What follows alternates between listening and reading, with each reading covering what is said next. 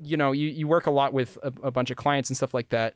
How much does that differ between like working for clients or just creating your own art for yourself? Like, do you find it almost easier to create for clients because of certain direction that they give you? Or do you feel like your lack of freedom makes it almost difficult to come out with a product? Or what's your general take on that? Okay, that's quite cool because so what I really, really love about working with YouTubers is that obviously they're creative-minded people. That's the first thing. So, sure, you know, so a lot of things that you want to achieve is already very obvious. You're both in it like together. But what's great about working with YouTubers is like it's almost like a collaboration. It's like a duality. It's I always believe in, if you want to work with clients with YouTubers, is that if you can find that duality and you're both willing to challenge each other. So when I make a design for someone and they have a very good idea of what they want, and I'm like, oh, I can bounce immediately off of that. I can see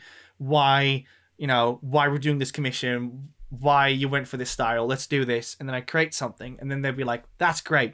However, there's a bunch of other things that you could add to that style, or why don't you try this or try that? And then sometimes you get like these amazing designs that just come out of like proper communicating and trying to solve this almost puzzle together.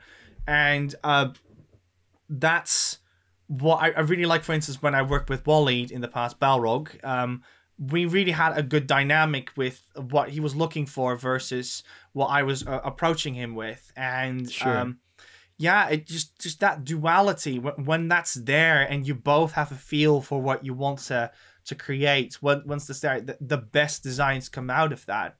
So I really like working with YouTubers. But when I work for myself, that duality isn't there.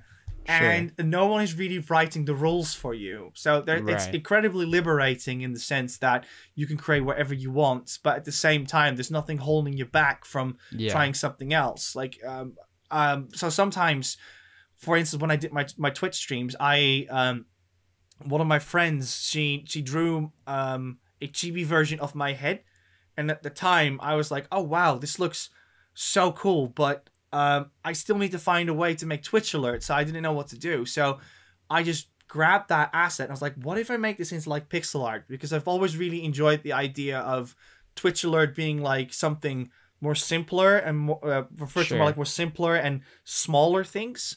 So when you think of like, you know, a Super Nintendo game, that's quite, it's not inherently small, but like graphics wise, it is much, much smaller than back then. So what I tend to do is, with my own assets, is that I kind of look at what other people did, for instance, and then I'm like, oh, no, sorry, from when it comes to like what other people did for the avatar, I'm like, well, how can I kind of like embody that and make that something interesting, creative?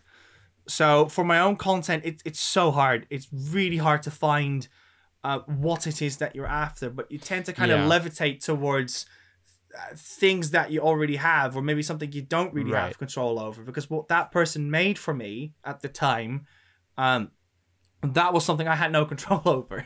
That just came in and I was like, wow, that's amazing. Do you mind if I, you know, go off of this concept, and would you be cool with if I try new stuff with that? And in the end, she was like, yeah, sure, go for it. So see what you can do with it. So yeah, it's hard. It's really hard when it comes to finding like the creativity for yourself and what you want to achieve. Hey there. You just watched a clip from my creative podcast. If you'd like to check out the full episode as well as other episodes as soon as they come out, you can support me over on Patreon for the $3 tier, or you can just subscribe here and wait for clips and podcast episodes to come out eventually.